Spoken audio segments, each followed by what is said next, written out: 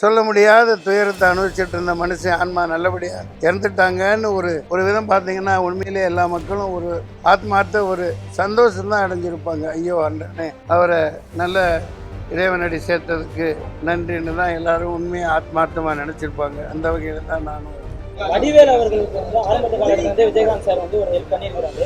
என்னதான் ஒரு கருத்து வேறுபாடு இருந்தாலும் அவர் இறப்பு கூட வரணுன்றது நிறைய மன்னிக்கவும் அதெல்லாம் சொல்ல விரும்பலை. மன்னிக்கவும் அந்த மாதிரிலாம் திட்டமிட்டெல்லாம் எதுவும் செஞ்சுருக்க மாட்டாங்க. அந்த மாதிரிலாம் கூட்டத்தில் அது மிகப்பெரிய ஒரு ஹைவே போகிற வர மக்கள் எல்லாமே கலந்துக்கிற இடம். அதில் யாராவது விசமிகள் யாராவது செஞ்சுருப்பாங்க. அதெல்லாம் உண்மையான வெறுப்பு மேலையில் அதெல்லாம் நம்ம கணக்கிடக்கூடாது. விஜய் வந்து மிக மிக பேரன்பு மிக்கவர் கேப்டன் மேலே. கேப்டன் கூட நடித்து அவரை வளர்த்து விட்ட ஒரு கேப்டன். மன்னிக்கவும், நோ கமெண்ட்ஸ். ஏப்பா வேறு ஏதாவது பேசியிருந்தா பேசுவா. அதை புதைச்ச பண்ணி அங்கே கல்லறையில் அடக்கம் பண்ணியாச்சு. இப்போ வந்து பேசிட்டு இருக்கு. ஏப்பா நீ இப்படி தான் நோண்டி என்னை மாட்டி விட்ட. ஒரு விதத்தில் கேப்டன் இறப்பு ஒட்டுமொத்த உலகத்து மக்களுக்கும் ஒரு வித, அதாவது அவங்க இந்த 3 வருஷமாக சொல்லணும்னா துயரங்களை அனுபவிச்சுட்டு இருந்தாங்கங்கிறது எல்லாத்துக்கும் தெரியும். எப்படின்னா அவர் நினைவு இழந்திருந்தாங்களா, சக்கராத்த ஹாலில் இருந்தாங்கன்னு எங்கள் இதில் சொல்லுவாங்க. அதாவது மிகுந்த ஒரு உடல்நிலை முடியாத நிலையில் மற்றவங்களால் கவனிக்கப்பட்டுக்கிட்டு இருக்கிற அப்படி ஒரு சொல்ல முடியாத துயரத்தை அனுபவிச்சுட்டு இருந்த மனுஷன் ஆன்மா நல்லபடியாக இறந்துட்டாங்கன்னு ஒரு விதம் பார்த்தீங்கன்னா உண்மையிலே எல்லா மக்களும் ஒரு ஆத்மார்த்த ஒரு சந்தோஷம்தான் அடைஞ்சிருப்பாங்க. ஐயோ அண்ணனே அவரை நல்ல இறைவனடி சேர்த்ததுக்கு நன்றின்னு தான் எல்லாரும் உண்மையாக ஆத்மார்த்தமாக நினச்சிருப்பாங்க. அந்த வகையில் தான் நானும் இருந்தேன். நான் போனேன், வெளியே அனுப்பி வச்சுட்டோம். வடிவேல் அவர்களுக்கு வந்து ஆரம்ப காலத்துல வந்து விஜயகாந்த் சார் வந்து ஒரு ஹெல்ப் பண்ணியிருக்கிறாரு. என்னதான் ஒரு கருத்து வேறுபாடு இருந்தாலும் அவர் இறப்பு கூட வரணுன்றது நிறைய. மன்னிக்கவும் அதெல்லாம் சொல்ல விரும்பலை. கேப்டன் எல்லாராலையும் ஒரு பொதுமக்களாலேயும் எல்லா கட்சிக்கு அப்பாற்பட்டு பொதுமக்களால் ரசிகர்களால் இனம் மொழி ஜாதிக்கு அப்பாற்பட்டு விரும்பப்பட்ட ஒரு மனிதர்.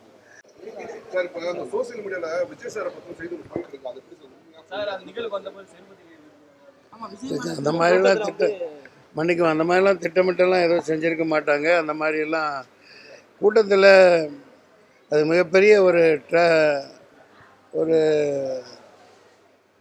ஹைவே போகிற வர மக்கள் எல்லாமே கலந்துக்கிற இடம். அதில் யாராவது விசமிகள் யாராவது செஞ்சுருப்பாங்க. அதெல்லாம் உண்மையான வெறுப்பு மேலையில் அதெல்லாம் நம்ம கணக்கிடக்கூடாது. அதெல்லாம் விஜய் வந்து மிக மிக பேரன்பு மிக்கவர் கேப்டன் மேலே. கேப்டன் கூட நடித்து அவரை வளர்த்து விட்ட ஒரு கேப்டன். வேறு ஏதாவது சொல்லுங்க.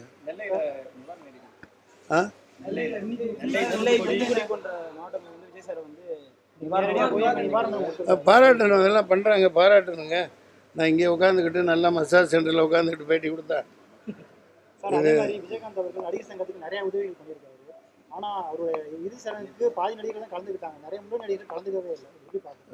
திடீர்னு ஒரு இறப்பு சொல்லிக்கிட்டு வர்றதில்லை. அவங்கவுங்க வெளியூரில் வெளிநாட்டில் அங்கங்கே இருந்திருக்கலாம். ஆனால் நடிகர் சங்க சார்பாக வந்தாங்க, நாசர் சார்லாம் வந்தாங்க. ஒரு ஊர்வலமாக போய் பண்ணுற நிகழ்ச்சி இருந்தது. அதில் நானும் அங்கேருந்து வந்து அதை கேள்விப்பட்டு ஊர்வலமாக போகிறதுக்காக பிரயத்தனம் பண்ணோம். விஜய் ஹோட்டலில் இருந்து அந்த நூறடி ரோட்டில் போனால் அங்கே கூட்டம் தாங்க முடியல. எல்லாம் இந்த அபிராமியெல்லாம் நசுக்கப்பட்டு அவங்க உயிர் பிழைச்சதே பெரிய விஷயம். அபிராமி, கோவை சரளா, இந்த கூட வந்த என்ன நடிகைகள், இவர் விஜய் சேதுபதி எல்லாம் அப்படியே நசுக்கி அப்படியே சட்னி ஆக்கிட்டாங்க.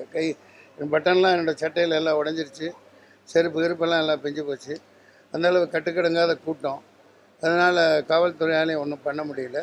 அதனால் வந்தாங்க, மலரஞ்சிலாம் செலுத்தினாங்க. ஐயா எல்லாம் ஒன்றும் ஐயா அரசியல் ரீதியாக இப்போ அவர் எந்த கட்சியால் இறக்கப்பட்டாரோ களமிறக்கப்பட்டாரோ அவங்க வந்து இறுதிச் சடங்கு செய்யலையா, இது பண்ணலையா.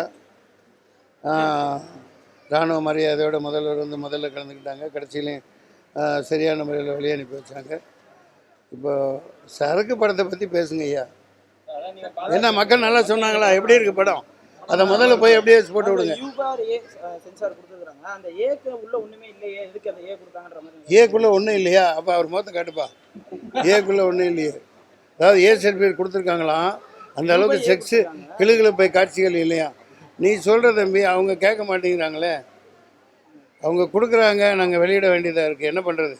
உங்களுக்குள்ள என்ன சார் வாக்குவாதம் ஆச்சு அந்த சென்சார்? அதெல்லாம் இப்போ சொல்கிறதுக்கு ஒன்றும் இல்லை, படம் ரிலீஸ் ஆயிடுச்சு, நல்லா இருக்கா இல்லையா அதை பாருங்க. மாரி செல்வராஜே சொல்றாரு, எனக்கு சென்சார்ல வந்து பல பிரச்சனை இருக்கு அப்படின்ற மாதிரி. சரி சரி, எனக்கெல்லாம் ஒரு பிரச்சனையும் இல்லை, அடுத்த படமெல்லாம் வந்துக்கிட்டே இருக்கும், நடிச்சுக்கிட்டே இருக்கேன், போய்கிட்டே இருக்கு, அவ்வளோதான்.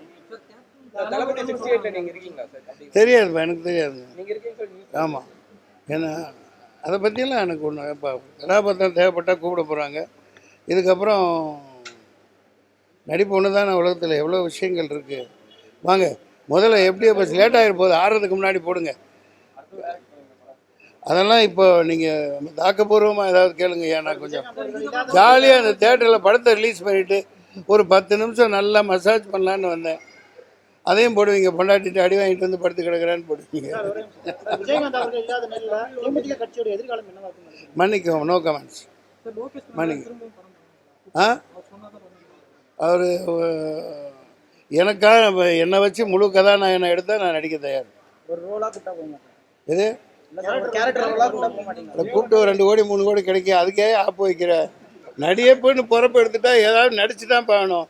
குடும்பத்தை நீயே காப்பாற்றுவ, நீ வேற போப்பா, பொழப்பு ஓட்ட விட மாட்டேங்கிறாங்களே. பீச்சில் யாருக்கு? ஏப்பா வேறு ஏதாவது பேசியிருந்தா பேசுவா, அதை புதைச்ச பண்ணி அங்கே கல்லறையில் அடக்கம் பண்ணியாச்சு, இப்போ வந்து பேசிட்டு இருக்கு. ஏப்பா நீ இப்படி தான் நோண்டி நோண்டி என்னை மாட்டி விட்ட.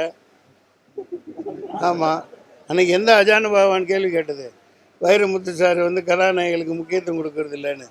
தினத்தந்தி தானே, யார் பேர் அவர், பயங்கரமான ஆள். வாய் என்னை மாட்டி விட்டு போட்டு நீ டெய்லி 3 சான்னு சுற்றிட்டு இருக்கிற. வாங்க போதும் ஐயா ப்ளீஸ். எனக்கு கொஞ்சம் ஒரு மாதிரி இருக்குது இந்த இடத்துல உட்காந்துருக்குறது. அடுத்து என்ன வீல் சேரில் அனுப்பிச்சாலும் அனுப்பிச்சிருவீங்க.